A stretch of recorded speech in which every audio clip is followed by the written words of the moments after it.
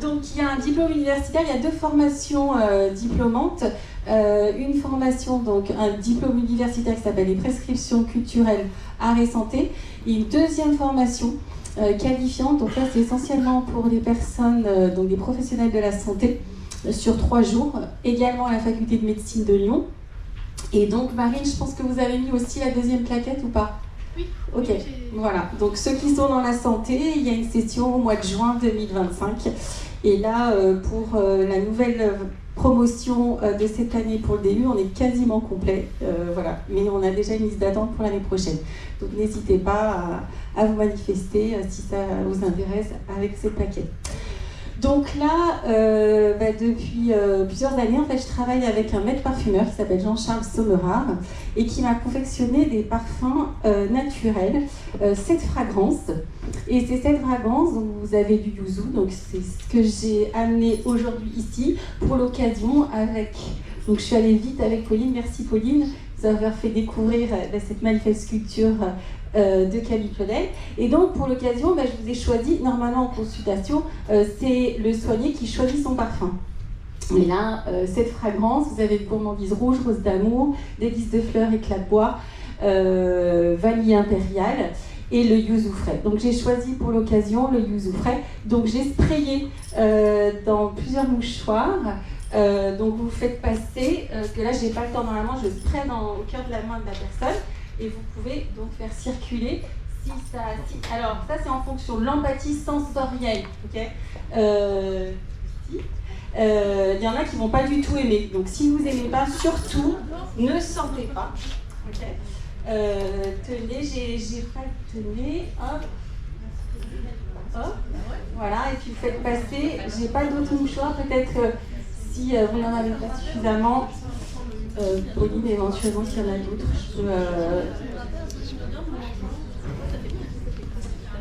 Voilà. Donc c'est que du naturel. Et donc, là, donc on a créé ces. Donc Jean-Charles Sommerard nous a créé ces fragrances. Et donc on fait des. Donc je rejoins tout à l'heure ce que vous disiez. Alors, c'est rigolo parce que donc, le musée Caravale, vous êtes donc en partenariat avec le Fonds de dotation Entreprendre pour aider, et nous aussi. Donc j'ai fondé une association en 2018 et cette association fait des levées de fonds pour donc amener le budget du privé dans le public. Voilà, malheureusement le public n'a pas d'argent, donc il faut aller chercher.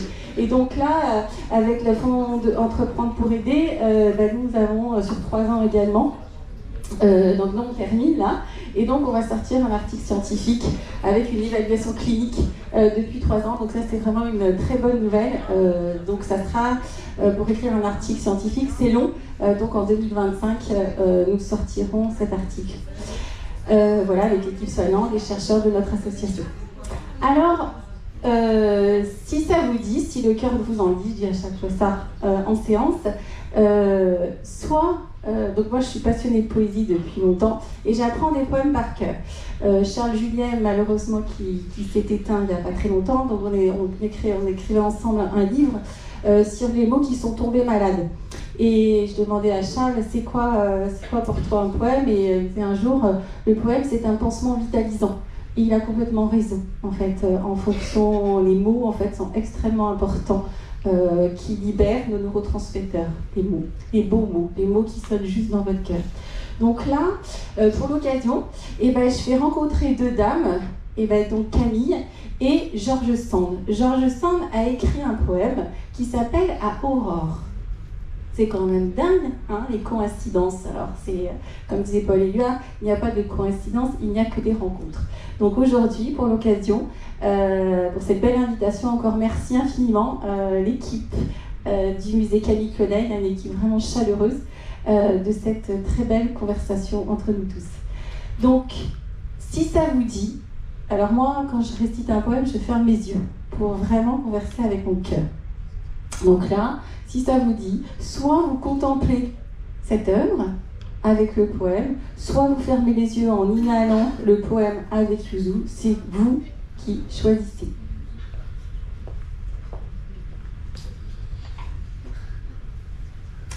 À Aurore de George Sand. La nature est tout ce qu'on voit, tout ce qu'on veut, tout ce qu'on aime, tout ce qu'on sait, tout ce qu'on croit, tout ce que l'on sent soi-même. Elle est belle pour qui la voit. Elle est bonne à celui qui l'aime. Elle est juste quand on y croit et qu'on la respecte en soi-même. Regarde le ciel, il te voit. Embrasse la terre, elle t'aime. La vérité est ce qu'on croit. En la nature, c'est toi-même.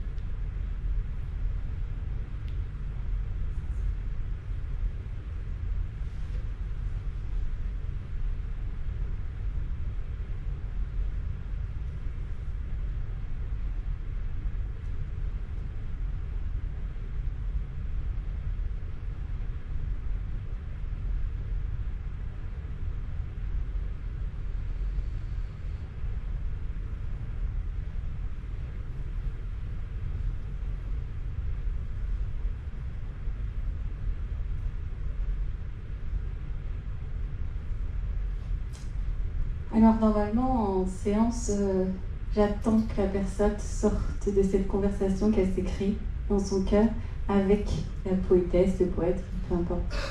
Donc là on est trop nombreux, je ne vais pas attendre que... j'aime que les personnes se réveillent toutes seules en fait. Donc là, éventuellement, certains d'entre vous ont envie de se dire ce qu'ils ont ressenti, comme ça, spontanément. Levez le doigt si vous avez envie de partager vos sensations.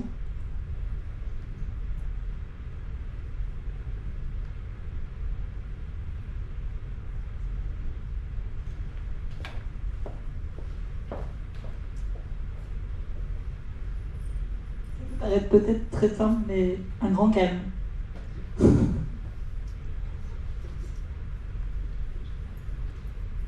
Merci. Donc on sait que le poème, entre autres, libère aussi un neurotransmetteur. Un mot libère votre ocytocine, si vous êtes en empathie avec le mot que vous avez entendu dans votre cœur. On s'est rendu compte qu'on a 3 cerveaux. Un cerveau bien évidemment dans notre tête, mais il y a un cerveau dans notre intestin, 200 millions, et 20 à 40 000 neurones dans notre cœur. En fait, moi, je vais travailler, je vais soigner en écoutant, le cœur de la personne. Le cœur a ses raisons que la raison ignore. Tout en cœur.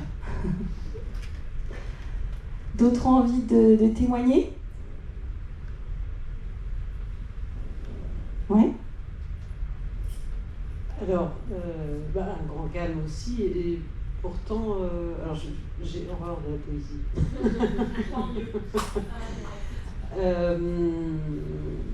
Donc je ne sais pas si c'est plutôt les mots que vous avez dit ou la manière dont vous avez dit qui bon, j'ai fermé les yeux aussi, mais qui m'a amené ce moment de calme. Voilà, donc c'était ma question.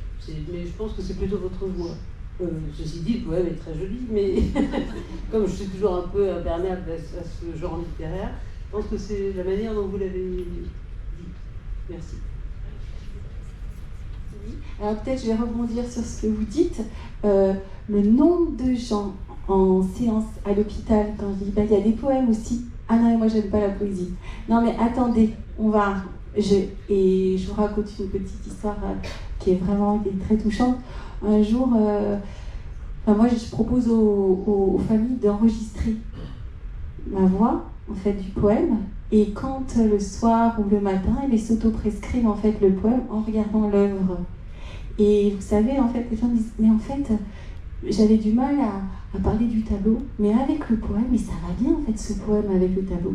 Pourquoi ? Parce que le poème, c'est un champ de possible dans l'impossible. Et surtout à l'hôpital, ça parle vraiment. Alors en fait, j'ai commencé par regarder Aurore, qui a les yeux levés vers le ciel, et puis j'ai fermé les yeux. Et à ce moment-là, j'ai vu le beau ciel bleu qu'on avait tout au long de la journée. Et je pensais à un arbre que j'embrassais, et ça apportait beaucoup d'apaisement. Et quand j'ai réouvert les yeux, je me suis seulement aperçue que le ciel était plus bleu. Mais dans ma tête, il l'était en fait. Merci en tout cas de la façon dont vous l'avez écrit. Avec plaisir. Donc aussi, vous parlez de l'importance de la contemplation.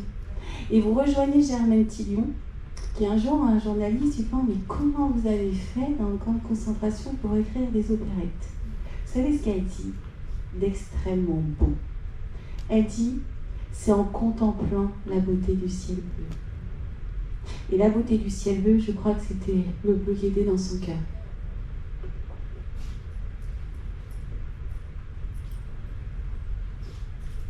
Moi, je dirais que c'est une belle histoire qui m'a emportée, simplement. Et si je puis me permettre, quand vous dites belle histoire, je ne vous demande pas votre histoire, mais qu'est-ce que vous entendez par belle histoire pour vous? C'est quoi une belle histoire? Non, mais avec des mots, des sensations, alors, plus que des explications.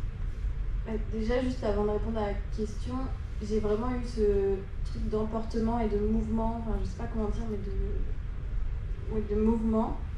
Et une belle histoire, c'est des jolis mots, des choses qui font rêver, le ciel bleu, la nature, des choses réconfortantes.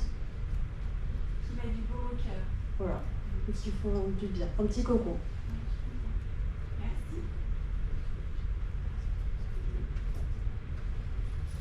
D'autres de l'autre côté, vous avez envie de faire partager vos émotions, Mais elles peuvent être négatives aussi, hein. Attention, c'est intéressant aussi.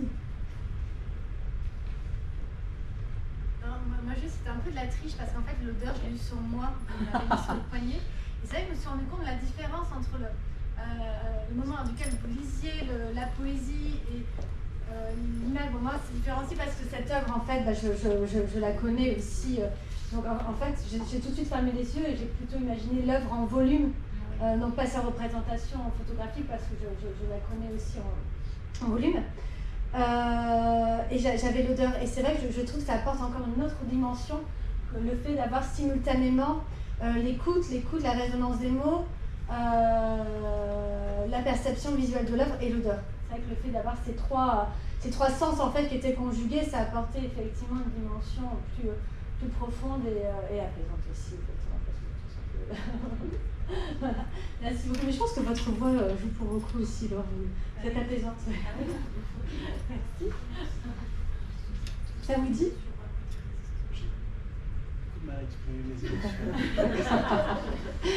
Je peux vous. Quelqu'un d'autre veut intervenir ou pas? Ou je vous raconte deux histoires et une lettre d'une dame, Agnès Fiesta. Par rapport à ce que tu dis, Marie, un jour. J'ai créé une artothèque et poéthèque aussi en médecine interne à l'hôpital du Sud en 2018.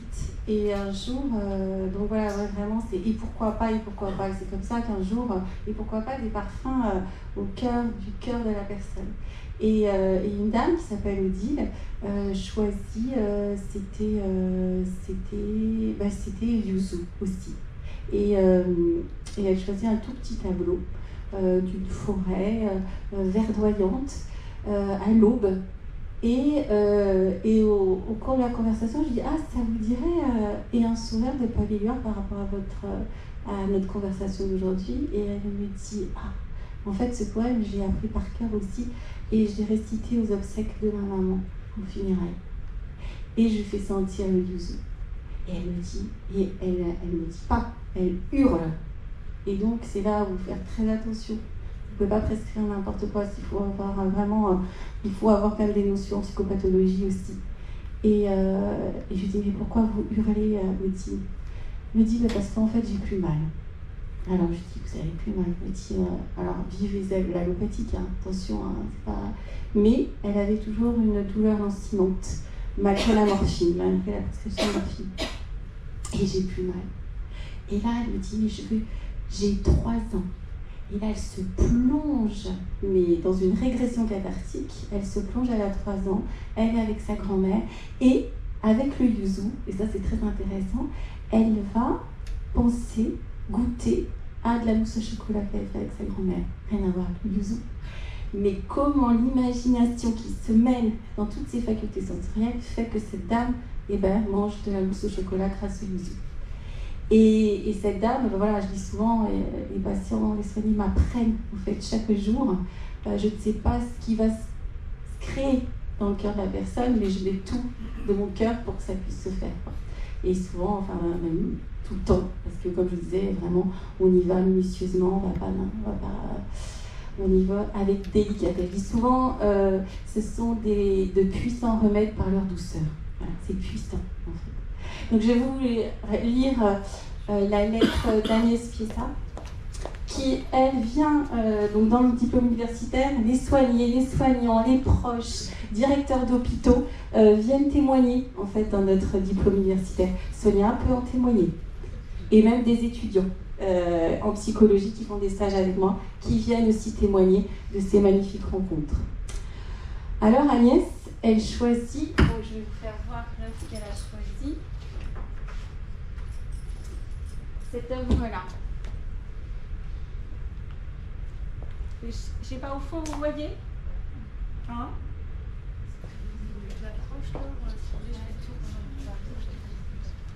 Voilà, donc Agnès, elle arrive dans le service et elle reste 15 jours. Et en fait, elle ne devait pas rester 15 jours. Et donc, le chef de service, donc là aussi, il faut des chefs de service empathiques pour créer des projets comme ça. Si vous avez un cartésien, il faut quand même de l'empathie quand même dans l'approche. Et donc, le médecin, enfin le chef de service, le professeur Isabelle Derue, dit en fait, il faut que je vous annonce qu'en fait, vous allez rester 15 jours. Mais je vous fais quand même un cadeau. En fait, vous pouvez avoir une œuvre d'art, une œuvre originale dans votre chambre. Donc moi, ce rêve qui a été réalité, il a été inspiré par une émission sur France Culture, Variations sur la beauté. Donc le musée du Louvre avait prêté des reproductions dans un hôpital dans la région parisienne.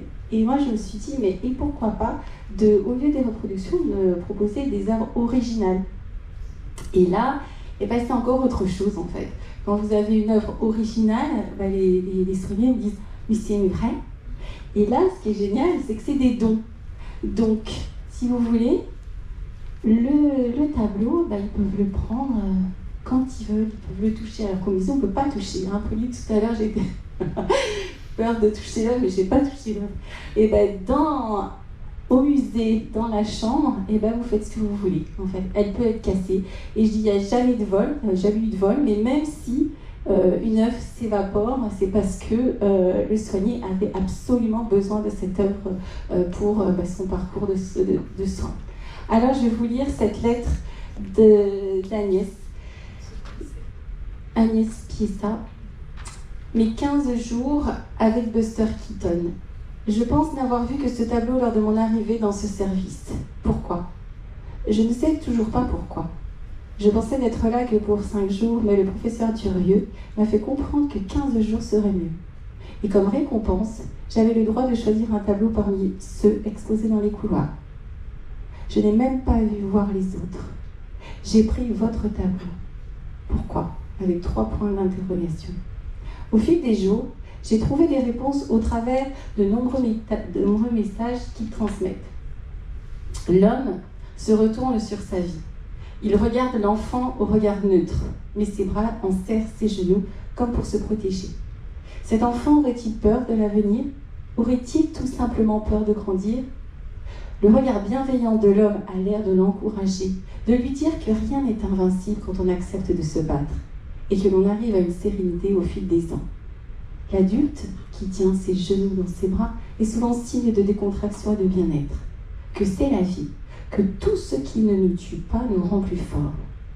Mais un autre message fort, c'est qu'il existe un enfant en chacun de nous, et que cette part d'enfant est essentielle pour grandir et vivre, qu'il faut non seulement la montrer, mais aussi la cultiver tout au long de notre existence. Il y a bien d'autres messages dans ce tableau, mais je ne suis pas enclin à écrire un livre. Alors oui, monsieur Big Ben, j'ai passé 15 merveilleux jours avec Buster Keaton.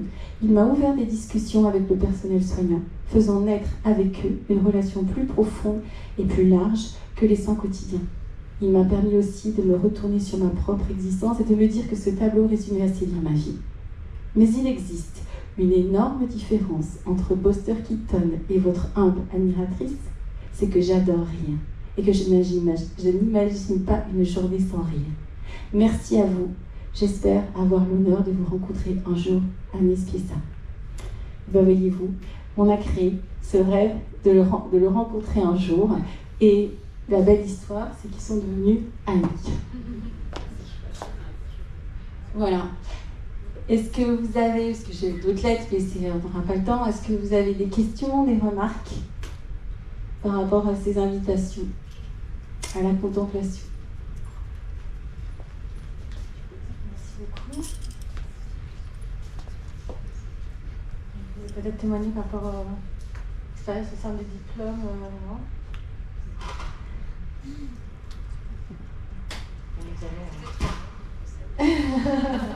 Voilà, merci.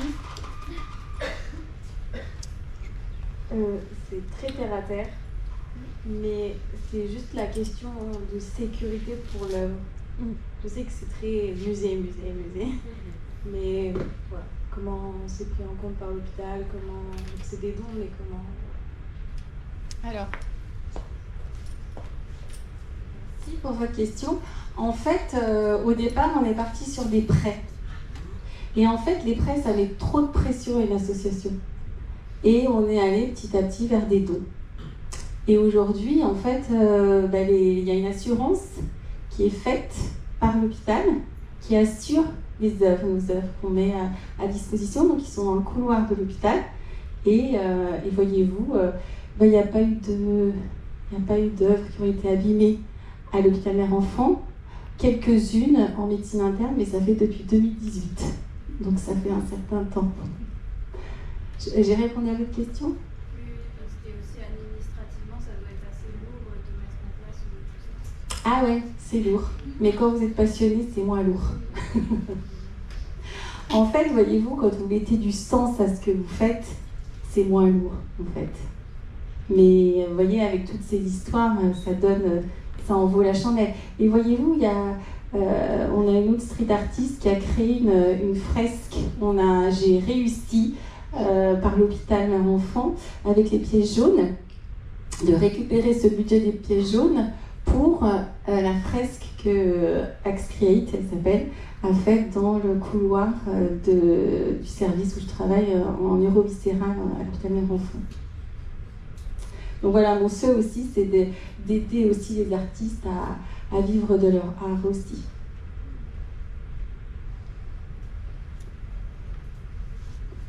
Oui.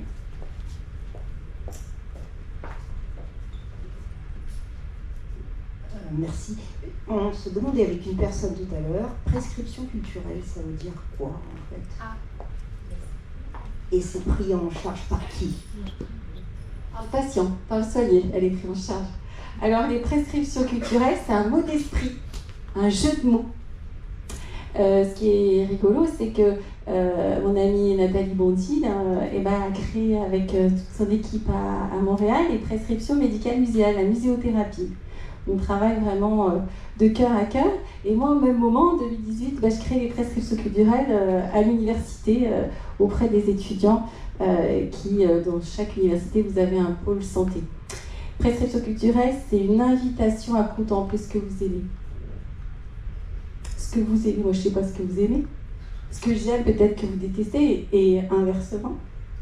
Donc, vous voyez par là, c'est vraiment inviter à écouter la personne dans son parcours de soins. Il a son mot à dire, vous n'êtes pas à sa place en fait, vous n'êtes pas dans sa place.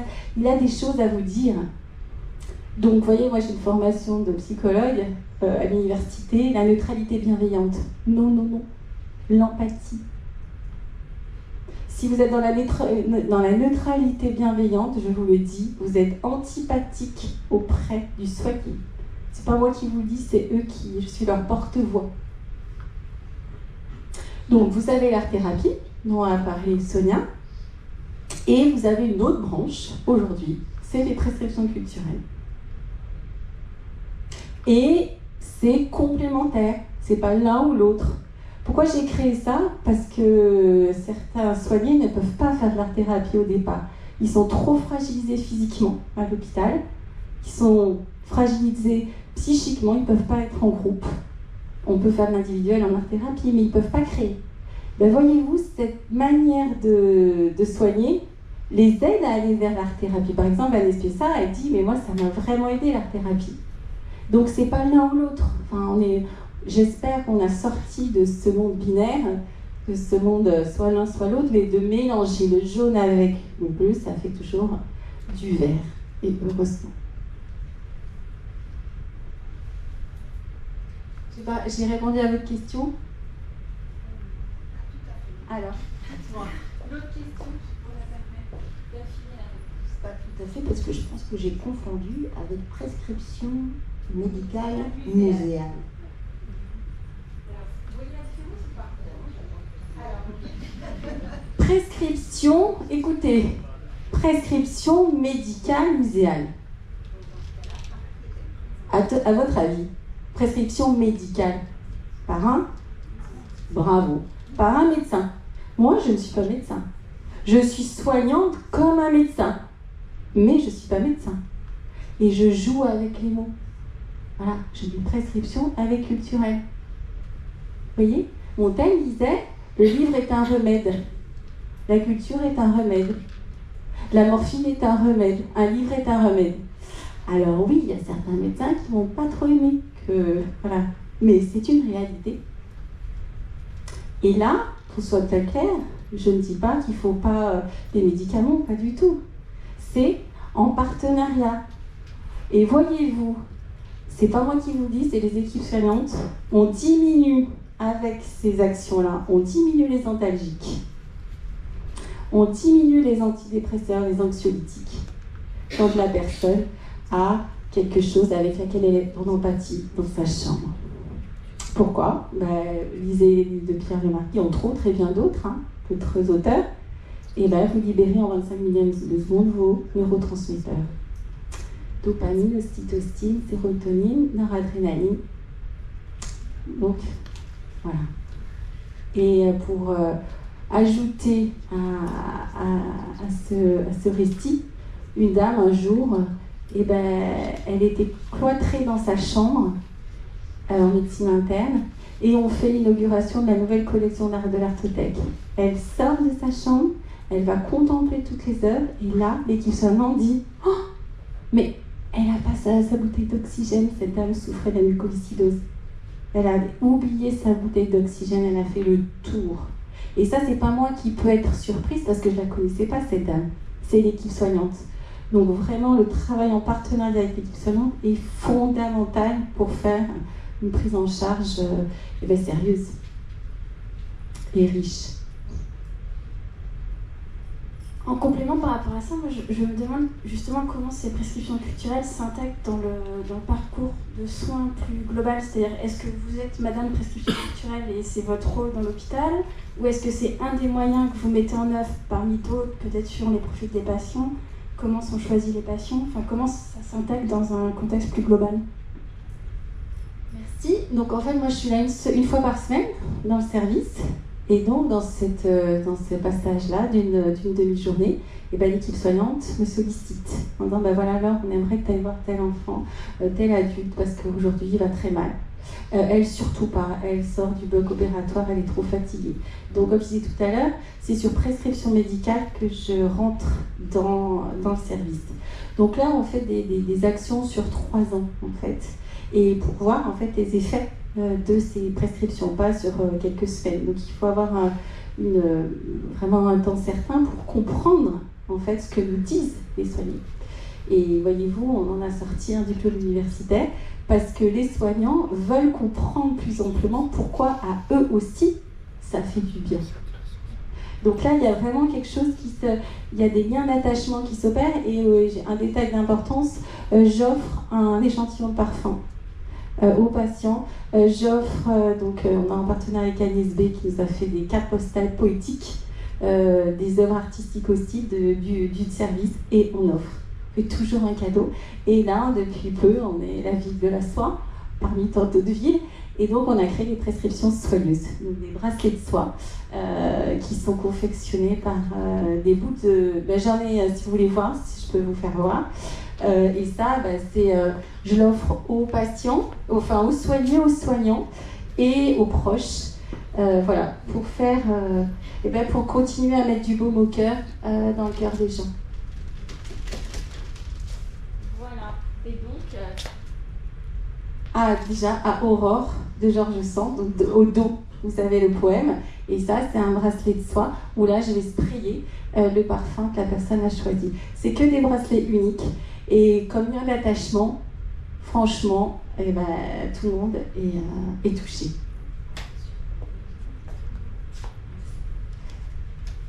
Est-ce que d'autres questions? Remarques?